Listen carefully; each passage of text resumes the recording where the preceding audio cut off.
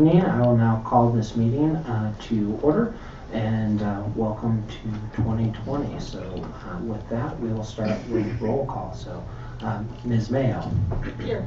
Ms. Durkee. Here. Ms. Mason. Here. Ms. Count. Here. And Mr. Lawrence is also here. With that, we have 2 items of public comment. The first is from Matthew Patton.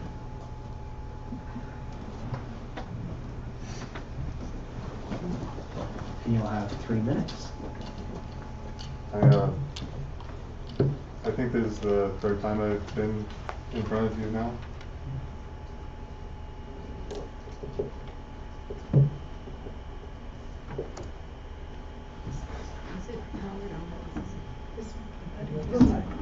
There you go. Yeah. I just I'm here in front of you again to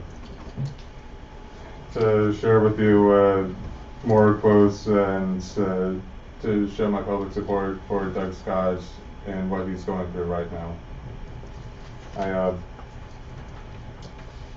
So I'd like to read a few more quotes from the petition to save his job. Let's see.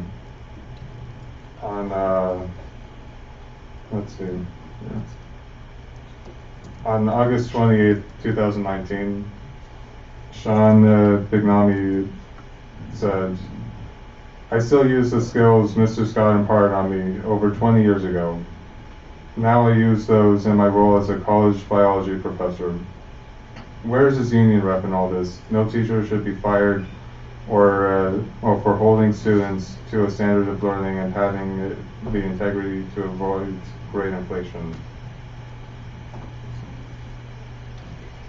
On August 18th, Kim Touchstone said, "Accusing a teacher of 26 years of something that can get him fired should have merit.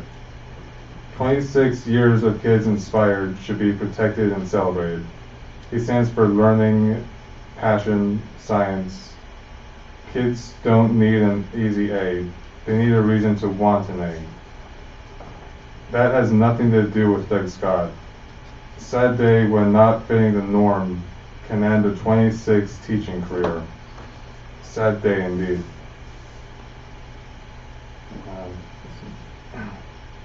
On August 20th, Melanie Ziegler-Willett said, "Mr. Scott was the most important teacher I had in high school.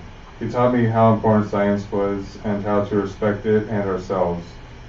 I tell my children to this day what an impact a wonderful teacher like Mr. Scott can have on your life. Mr. Scott has reached many more students than just myself, and we are all outraged over the district treating him like this. We will not stand for it." I'm sorry, the timer isn't actually. Yeah, About 5 seconds left.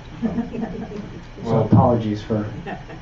Well, since that's the last of them, or the last that I have at the moment, I would urge you to look further into this and please read the petition to save Mr. Scott's career before ruining his life like this. This is teaching biology at College Park.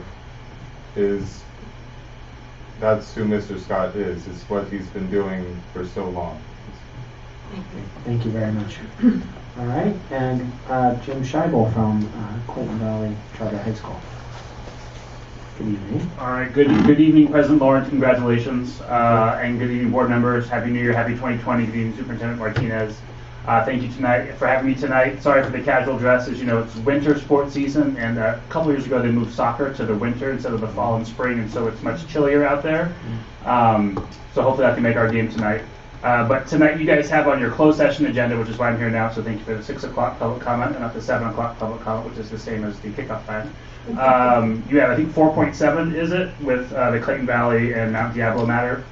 I'm just here again to reiterate that we would love to get this thing resolved.